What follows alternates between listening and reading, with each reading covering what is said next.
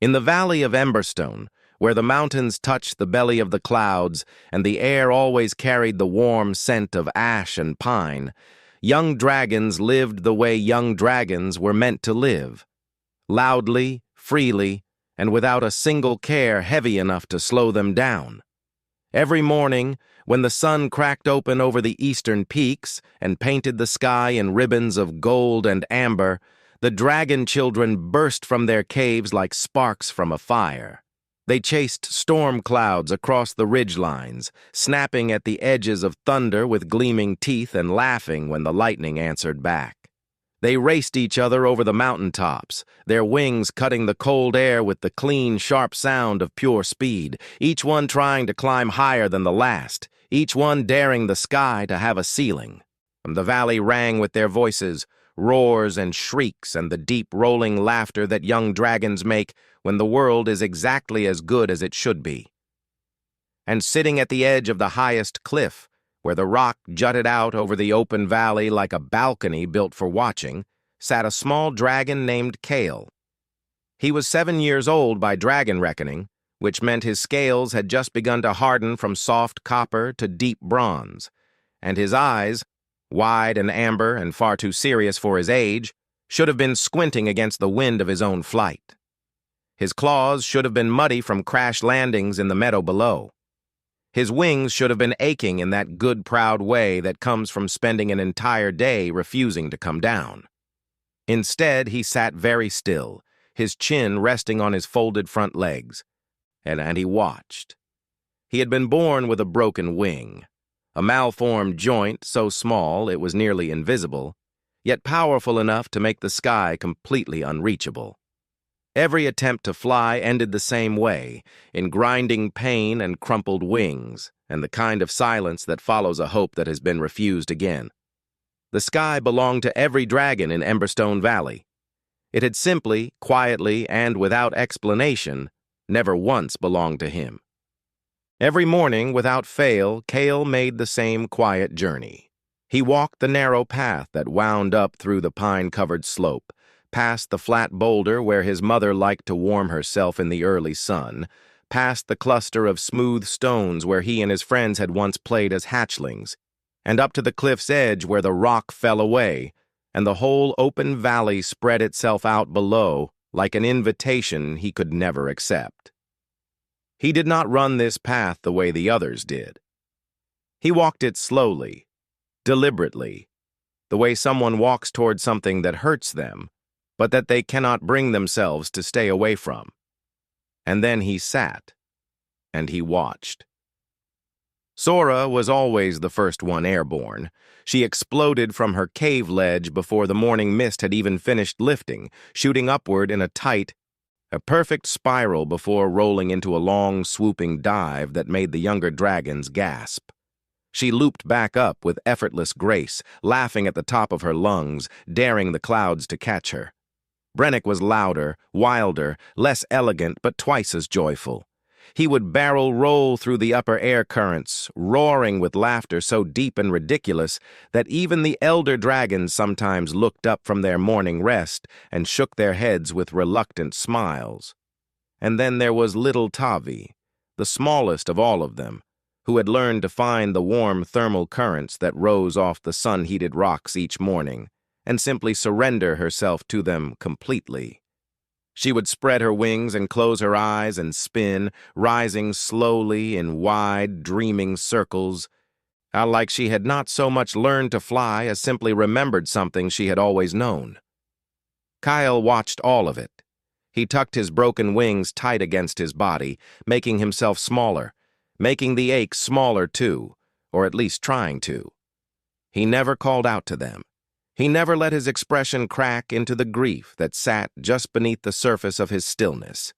He said nothing, because some pain is simply too wide and too deep for any word ever made to hold it properly. It had happened when Kale was barely 4 years old. His parents had carried him to the great stone circle at the center of Emberstone Valley, where the elder dragons gathered for matters of importance, their ancient scales dull and thick as armor, their eyes carrying the weight of centuries lived and centuries witnessed. They were the wisest creatures in the valley, perhaps in the entire mountain range, and everyone brought their hardest questions to them the way people carry wounded things to those they trust most. His mother had explained the wing quietly, her voice steady in the way that voices become steady when the person speaking is working very hard not to break. His father had stood close beside her, his tail curled protectively around Kale's small frame, his jaw set in the tight, a careful expression of a parent who hopes against what he already suspects. The elders had examined the wing with slow, thorough attention. They turned it gently, studied the malformed joint from every angle, pressed their great scarred snouts close, and breathed in the particular scent that injuries carry. They consulted each other in low, rumbling tones that Kale was too young to fully translate, but old enough to understand the feeling of. Then the eldest of them all, a dragon so old his scales had faded from their original color entirely, lifted his enormous head and spoke. Some are not meant to fly. 5 words, delivered with complete kindness, with genuine sorrow even, with the full and unquestionable authority of a creature who had lived long enough to believe that he had seen everything the world was capable of offering. But he did not say it cruelly. He said it the way one states the direction of a river, as simple, unchangeable fact. Those 5 words entered Kale's chest and sank, one by one, like stones dropped into still water, settling somewhere deep and cold where they would remain for years, undisturbed and heavy. He never argued with the elders. He was too young then, and later too tired, and arguing required a kind of hope he was not always sure he possessed. But he never stopped watching the sky either, because some part of him, small and stubborn and quietly furious, had never once believed them. The love that surrounded Kale was real. He knew this, and he held on to it carefully, the way one holds something precious that is also somehow not quite enough. His mother was tireless in her devotion. Every morning she brought him the finest cuts of elk from the high meadow, the tenderest pieces set aside before anyone else had touched them, arranged on the flat rock beside his sleeping place, with a gentleness that made his chest ache. She would sit beside him while he ate, and press her great warm head against his, saying nothing, simply being close, offering her presence the way mothers offer the only thing they have when the thing their child truly needs is beyond their reach. His father gave him the evenings. He was a magnificent storyteller, deep-voiced and unhurried. And then he filled the hours after sunset with tales of legendary dragons who had shaped the history of the mountain ranges, fire-breathers whose flames had turned the course of ancient wars, dragon scholars who had memorized the positions of every star, elders who had lived so long they remembered when the valley itself was young. He chose his stories carefully, Kale noticed. He always chose dragons who were celebrated for something other than flight. His friends tried in every way they knew. Sora, Brennick, and little Tavi always landed close to him when they played, always called down to him from the air, always made sure that whatever game they invented had some version of itself that included him. Their love was warm and genuine and without a single trace of obligation. They included him because they wanted him near, because the day felt incomplete without him, because he was theirs and they were his. And yet, every kindness, however beautifully intended, carried within it the quiet shape of a door being gently closed. Each perfect meal said, "This is what we can give you." Each story said, "Here is a different kind of greatness." Each careful landing said, "We will come down to where you are." Nobody could take him up to where he needed to go. So when night fell over Emberston Valley and his friends folded their wings with the deep, satisfied exhale of those who had spent themselves fully in the open sky, Kale sat in the darkness with a silence inside him that no warmth from outside could touch, heavier than stone, quieter than grief, and entirely, completely his own.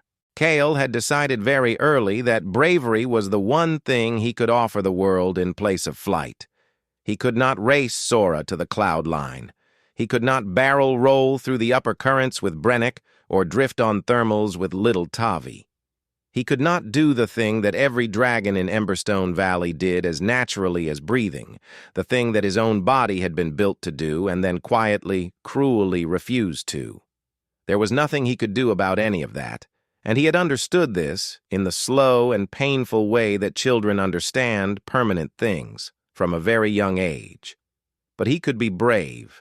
He could sit at the cliff's edge every morning with his chin up and his eyes clear.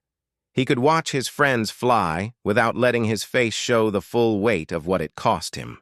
He could listen to his father's stories and nod in the right places and smile genuinely because the love behind the stories was real even when the comfort fell short. He could carry himself through each day without burdening the people who loved him with the depth of what he felt because he had decided somewhere in the quiet architecture of his young heart that protecting them from his grief was its own kind of strength. So he never cried where others could see. Not once. But the nights were different. On the darkest nights, when the valley fell fully silent and even the wind seemed to slow to something almost thoughtful, it would brush across his broken wing in a way that felt unbearably like a question. Not a cruel question, simply an honest one. The kind the world sometimes asks without meaning to. The kind that has no answer and does not pretend to. And on those nights, quietly and completely alone, a single tear would loosen itself from the corner of his amber eye and fall, dropping from the cliff's edge into the dark grass far below. The grass would tremble when it landed. Not from the weight of it. A single tear weighs almost nothing. But as though something in the earth, deep and old and patient, had been listening all along and wanted him to know that it had heard, that it understood, that the thing the elders had refused to acknowledge with their 5 certain words was real and present and worthy of being felt. The earth held his grief gently, in the way that the sky for now still could not. Nobody in Emberstone Valley had ever seen a human up close before. They existed in stories, mostly, small, soft-skinned creatures without scales or fire or wings, who nonetheless had built cities of stone and iron across the lowlands and filled the world below the mountain range with the sound of hammers and wheels and the particular kind of relentless, cheerful noise that comes from a species that refuses to accept the world exactly as it finds it. The elder dragon spoke of humans occasionally, with a mixture of amusement and reluctant respect, the way one speaks of something small that keeps surprising you. None of that prepared the valley for Marin. She arrived on a Tuesday morning in the way that people who change things often arrive, not dramatically, not announced, but sideways and accidentally, or through a gap in the expected order of events. Her cart had been making its way along the old mountain road that wound below Emberstone's eastern ridge, loaded with tools and spare parts and the particular organized chaos of a traveling workshop, when the right front wheel found a split in the ancient stone road and shattered clean off its axle with a sound like a small explosion. The cart lurched, skidded 6 feet along the gravel, and came to a complete and dignified stop against the base of a pine tree. Marin climbed down from the driver's seat, walked around to assess the damage with her hands on her hips, and said something under her breath that the wind carried away before it could be properly heard. Then she rolled up her sleeves. She was 32 years old, lean and weathered from years on the road, with dark eyes that moved over broken things the way other people's eyes move over beautiful landscapes, with genuine appreciation, with the particular pleasure of someone who sees potential where others see only damage. Her hands were permanently stained with oil at the knuckles, a detail she had long since stopped noticing. She carried 3 leather tool rolls, a journal filled edge to edge with sketches and calculations, and a reputation that traveled ahead of her into every province she entered. In Caldport and the 4 surrounding provinces, Marin was known simply as the mechanic you called when every other mechanic had already shaken their head and walked away. collapsed bridge mechanisms, shattered clockwork, engine cores that experienced engineers had declared beyond saving. She had fixed all of it. Not through magic or genius alone, but through a combination of deep knowledge, extraordinary patience, and an absolute refusal to accept that broken meant finished. She made camp beside her crippled cart as the afternoon light thickened into gold, built a small fire with the efficient movements of someone who had done it 1,000 times, and settled in to work on the wheel. She might have been gone by morning. She might have fixed the axle, packed her tools, and rolled back down the mountain road without ever once. Marin was not a person who slept deeply when she was camped in unfamiliar places. It was a habit built from years on the road, a light, alert kind of rest that kept one ear always loosely attached to the world outside the blanket, cataloging sounds, sorting them into categories of familiar and worth ignoring versus unfamiliar and worth investigating. Wind through pine needles, the distant conversation of a creek, the particular settling sound of cooling metal from her repaired axle. These she filed away and released without fully waking. But just before dawn, when the darkness had thinned to its lightest and most fragile shade, and the world was balanced on the precise edge between night and morning, she heard something that fit none of her categories. It was a breath, small and quiet, barely a sound at all, the kind of sound that would have been completely invisible inside any ordinary morning. But the stillness before dawn has its own particular quality of silence, deep and attentive. And inside that silence the breath landed with a weight that was entirely disproportionate to its size. It carried something in it that Marin's chest recognized before her mind had finished deciding what she was hearing. She was on her feet before she had consciously chosen to move. She followed the sound up the rocky slope above her camp, climbing carefully in the gray pre-dawn light, her boots finding the path that Cale had worn smooth with weeks of the same quiet morning journey. The pine trees thinned, the rock flattened. The cliff's edge opened before her, and there he was. He was smaller than she had expected, though she realized immediately that she had not known what to expect. He sat with his front legs folded beneath his chin, his bronze scales catching the earliest gray light, his broken wings tucked so tightly against his body that they were almost invisible. And his eyes, wide and amber and heartbreakingly steady, were fixed on the empty sky above the valley with an expression that stopped Marin where she stood. She knew that expression. She had seen it before, not on dragons, but on people. On the young soldier in Caldport whose clockwork arm had been declared unfixable by 3 different engineers before she arrived. On the bridge builder whose collapsed crossing everyone had told him to simply abandon and rebuild elsewhere.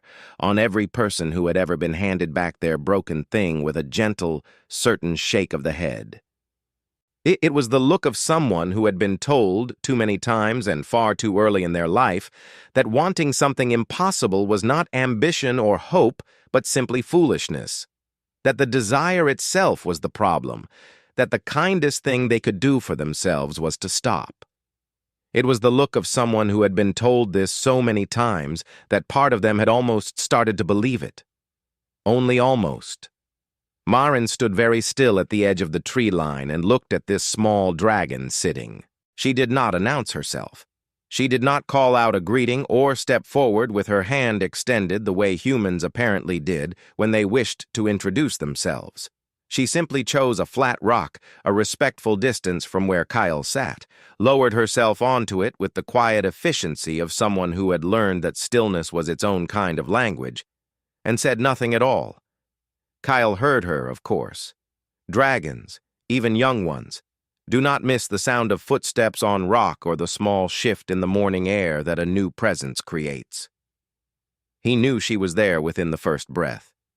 But she was not approaching, not speaking, not doing anything that required a response from him. And so he did the only thing that felt honest. He continued watching the sky and let her sit. She left when the sun had fully risen, by slipping back down the slope without a word, without lingering, without making her departure into anything that needed to be acknowledged. She was simply there, and then she was not. He thought about her for most of that day. She came back the next morning, same rock, same silence, same quality of presence, attentive without being intrusive, close without being crowding, there in the way that certain rare people are there, completely and without agenda. She brought her journal and made small, quiet sketches, her pencil moving in soft strokes that barely disturbed the morning air. She did not look at him with the particular intensity of someone waiting for something. She simply existed beside him, as naturally as the pine trees and the wind and the early light. On the third morning, she brought 2 warm stones from near her campfire and placed one quietly within his reach without comment before settling onto her own. Kyle looked at it for a long moment, then pressed his front leg against its warmth and said nothing, but did not move away from it either. On the 4th morning, as the first gold light broke across the eastern peaks and the valley below began to fill with the distant sounds of the other dragons waking, Kyle turned his head and looked at her directly for the first time. She met his gaze without flinching, without the nervous energy that most creatures brought to the eyes of a dragon, without anything other than simple, steady attention. He opened his mouth. Thus, and in the rough and effortful syllables of common tongue that border dragons learned young from travelers passing through the lower roads, he began to speak. He told her about the wing. He told her about the cliff and the mornings and the way the sky felt like something that had been promised and then taken back before he was old enough to argue. He told her about the elders and their 5 words and the way those words had settled in him like stones in still water. He talked for a long time. Marin listened to every word without interrupting once, her pencil still, her journal closed in her lap, her dark eyes holding his with the full and unhu. It took considerable courage for Kale to extend the wing. Not physical courage, pain he had learned to manage, had been managing quietly for years with the practiced stoicism of someone who has had no other choice. What required courage was something softer and more vulnerable than that. Every time he had shown the wing to anyone who mattered, the showing had ended the same way, with a slow, sorrowful exhale, with eyes that went gentle in the particular way eyes go gentle when they have already decided that nothing can be done, with the careful rearrangement of expression that people perform when they are preparing to deliver a conclusion they believe is kind. He had learned, without meaning to associate the act of showing his wing with the act of being told it was hopeless, and the 2 things had happened together so many times that they had fused into a single experience. And now the gesture itself carried the weight of every disappointment that had ever followed it. But he extended the wing, slowly, carefully, with the grinding pop of the malformed joint that he felt all the way to his back teeth. He spread it open in the morning light and held it there, exposed and imperfect and entirely honest. Marin leaned forward, and everything that followed was different from every time before. She did not inhale sharply. She did not let her expression shift into softness or sorrow. She did not look at the wing and then look away, the way people look away from things they have already categorized as beyond their help. She looked at it the way she looked at every broken thing that had ever been placed before her, with calm, level, professional attention, her dark eyes moving across the joint with the focused patience of someone conducting a genuine inquiry rather than confirming a foregone conclusion. She tilted her head slightly to the left, then to the right. She leaned closer, studying the precise point where the primary bone met the membrane support, tracing the malformation with her eyes the way a cartographer traces an unmapped coastline, not with despair at its irregularity, but with deep interest in its specific and particular shape. Her hand moved to her journal. The pencil began to move across the page quickly and with purpose, sketching the wing's structure in clean, confident lines, noting angles and proportions. encircling the joint and drawing it again from a different perspective, covering the page with the particular organized intensity of a mind that has locked onto something and begun the work of understanding it completely. She asked him 2 questions, quietly and precisely, about where the pain was sharpest and how far the wing would extend before the grinding began. She listened to his answers with her pencil still moving, incorporating what he told her directly into what she was drawing. She did not say, "I'm sorry." She did not say, "Some are not meant to fly." She did not say anything that closed a door. And the elder dragons found out the way elder dragons always find out about things, through the network of whispers and observations that moves through a dragon community like wind through a forest, invisible but unstoppable, carrying information from one end of the valley to the other before most individuals even realize something worth knowing has occurred. By the 5th morning, 3 of the eldest had positioned themselves on the rocks above the cliff's edge before dawn, watching in silence as Marin made her way up the slope with her journal under her arm.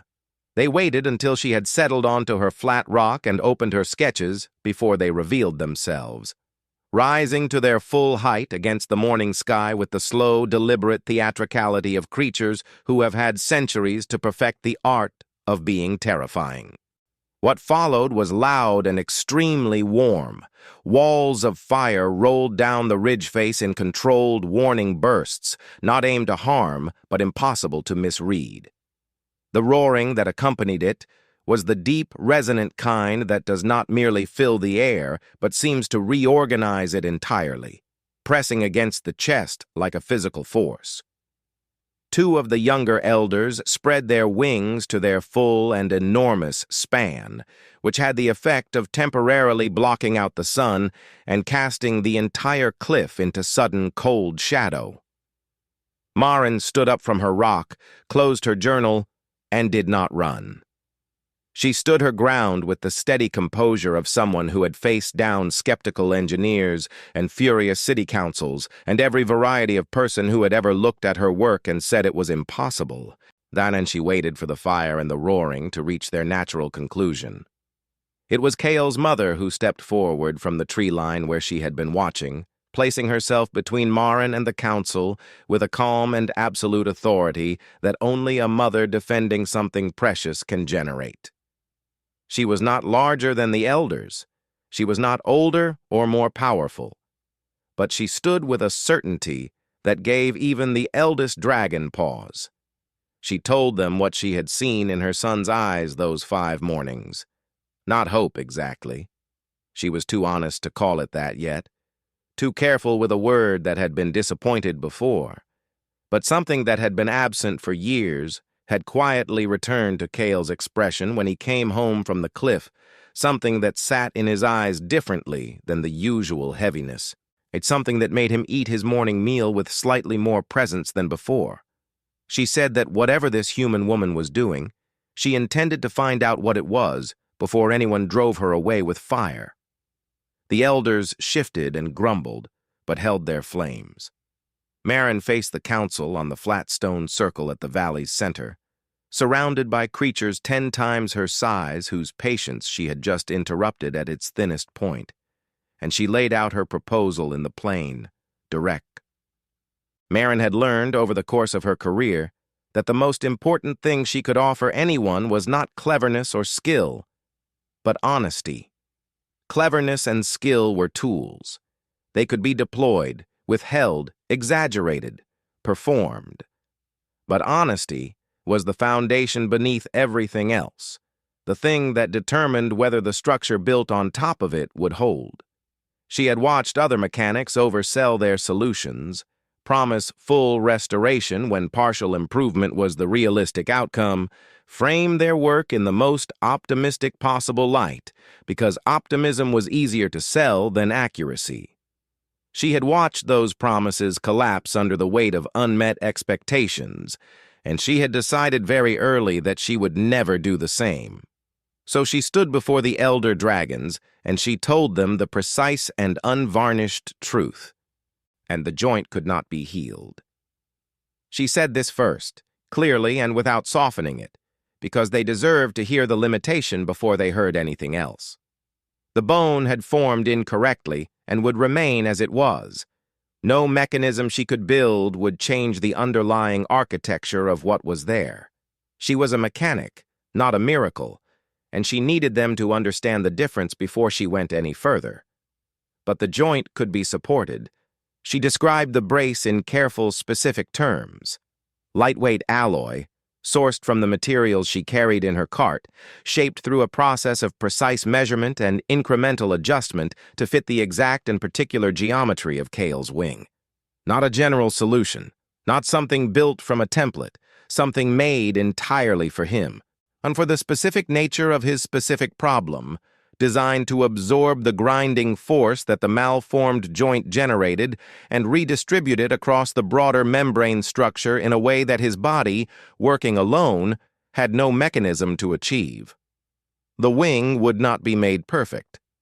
She said this too, looking steadily at the eldest dragon as she said it, because she needed him to understand that she was not standing before them with magic or false comfort, but with engineering and genuine possibility. It would be made functional.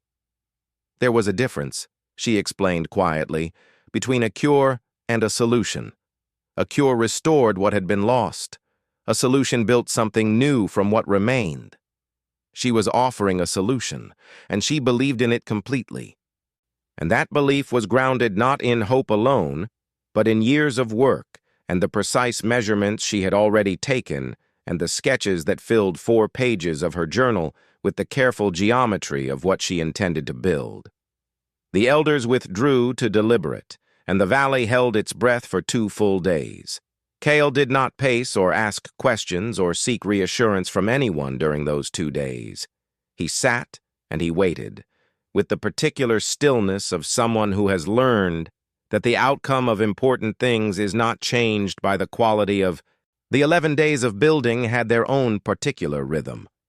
Marin worked the way she always worked, with total absorption, with the kind of focused presence that makes the rest of the world recede to a comfortable distance, with her tools laid out in their precise and personal order on the flat rock she had claimed as her workbench.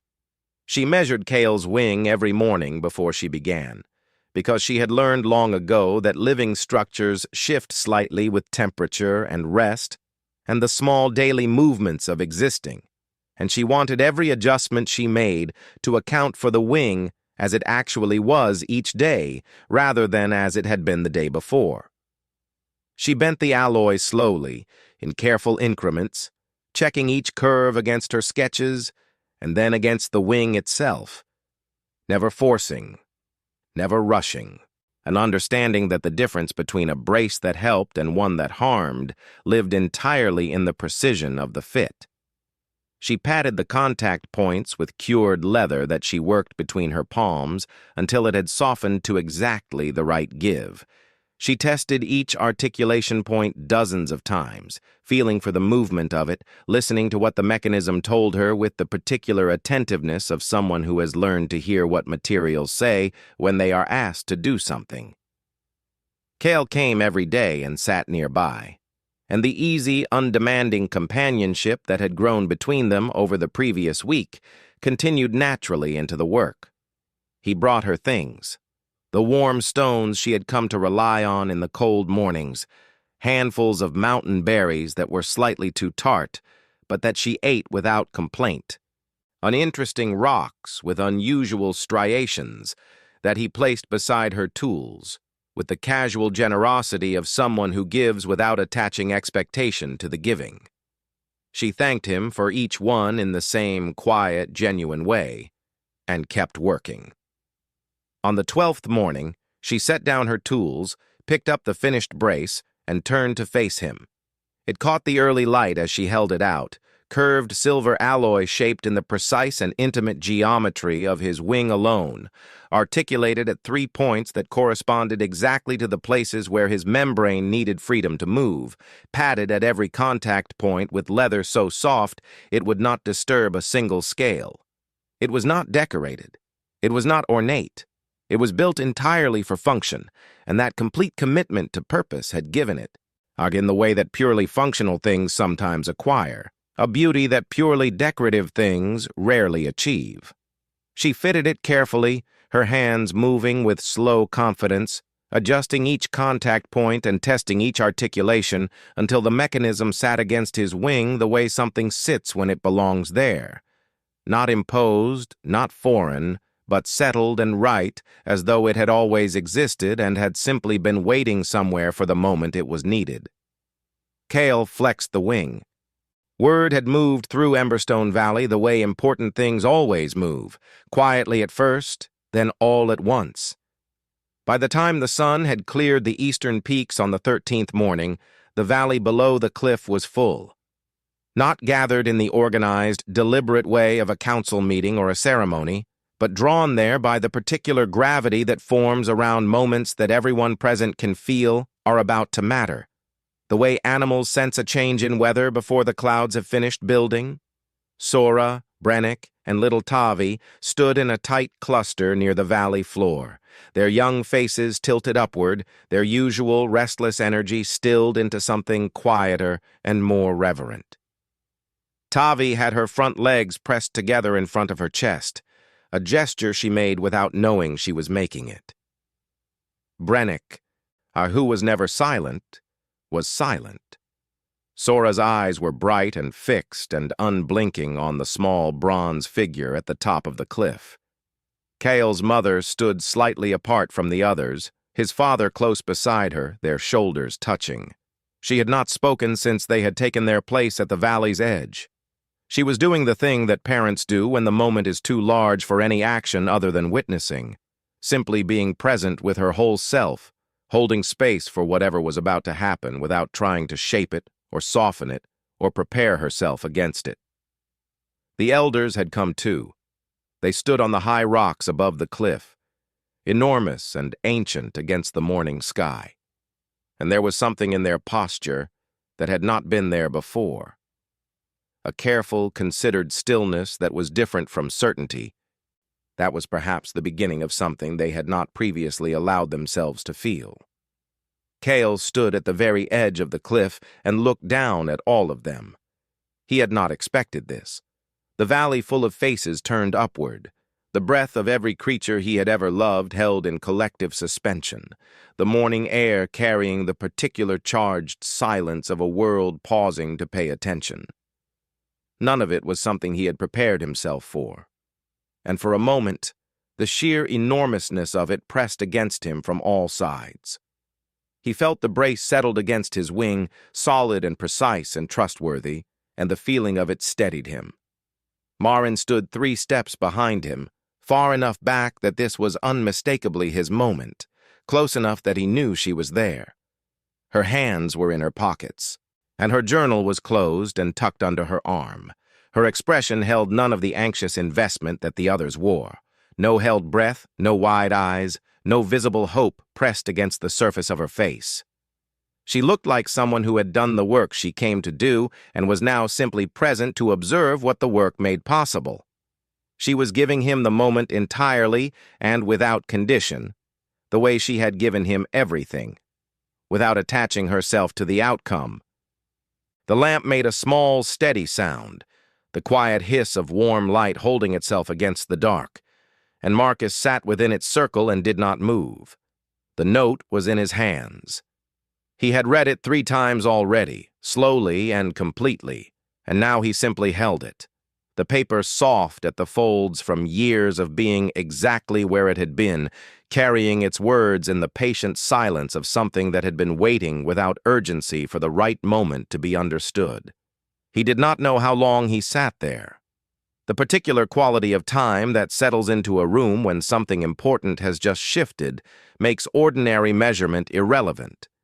Minutes and hours lose their borders and blend into a single sustained moment that is defined not by its length, but by its weight. The words had been simple, and the person who wrote them had understood that simple words, chosen with enough care, carry more than complicated ones. There had been no performance in the writing, no reach for eloquence or grandeur. just the plain and tender truth of what one person had wanted another person to know, set down in ordinary language and placed close to the heart of a small stuffed bear, and left there, trustingly, for as long as it needed to be left. Marcus read it one final time. Then he folded it. He followed the existing creases exactly, the ones worn into the paper by years of being folded this particular way, not imposing a new geometry on it, but returning it faithfully to the shape it had always known. It was a small act of precision and of respect, the kind of care one takes with something that belongs to a moment larger than oneself. He placed it back against the bear's heart, nestling it into the cavity with the same gentleness one uses when returning something to its rightful place after a long absence. The bear sat in his palm, small and worn, and carrying its secret again, and Marcus held it for a moment with both hands and felt the full, quiet enormity of what he now knew. Then he reached for the needle and thread.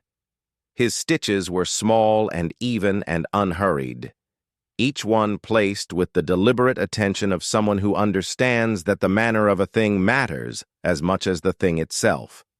He was not simply closing a seam.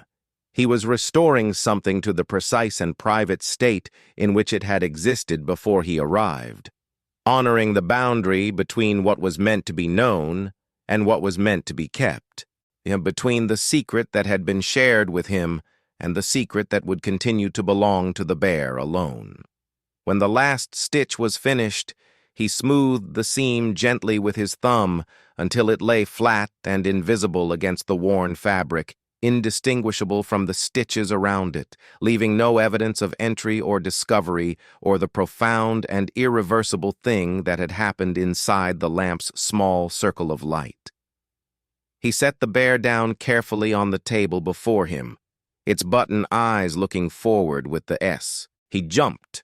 There was no countdown, no final steadying breath, no last look downward to measure the distance. One moment he was standing at the edge, and the next he was beyond it, and the cliff face was rushing past him in a blur of gray rock and pale lichen as the valley floor came up to meet him with terrifying speed and absolute indifference. 3 seconds. The first second was pure falling, the stomach-lifting, weightless horror of it, the wind screaming past his ears, the ground enormous and approaching and real. His wings were open but catching nothing, the thermal current not yet found, and for one catastrophic heartbeat, the oldest fear he had ever carried rose up through him with the force of everything it had ever been. The fear that the elders had been right, that the brace was not enough, that the wanting had always been the foolish thing they said it was. The second was worse because the ground was closer and his wings were still searching, and the silence from the valley above him was the most complete silence he had ever heard in his life. The third second. The thermal current found him. It rose off the sun-warmed rocks of the valley floor in a wide, invisible column of warm air, and it met his open wings with a force that was not gentle. It was sudden and enormous, and it punched upward through the membrane with the full authority of something that had been waiting there every morning for years, patient and ready, needing only the right wings to arrive. Kyle rose. Slowly at first, the ascent uncertain and effortful, his wings working harder than they ever had, and every muscle and joint and the brace itself bearing the full weight of what was being asked of them. Then faster.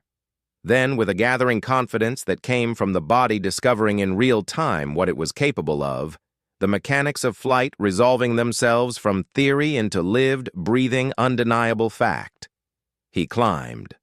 The sound that rose from the valley below him was unlike anything Emberstone had ever produced. Sora screaming with a joy so pure it had no words in it, Brennick's enormous roar cracking open the morning air like thunder, little Tavi spinning in tight ecstatic circles on the ground because she was too overcome to do anything more organized than that. The other dragon children joined in, is a chorus of voices that bounced off the mountain walls and filled the valley from floor to ridge with the specific and irreplaceable sound of a community witnessing something it had stopped believing was possible. Kale's mother made no sound at all.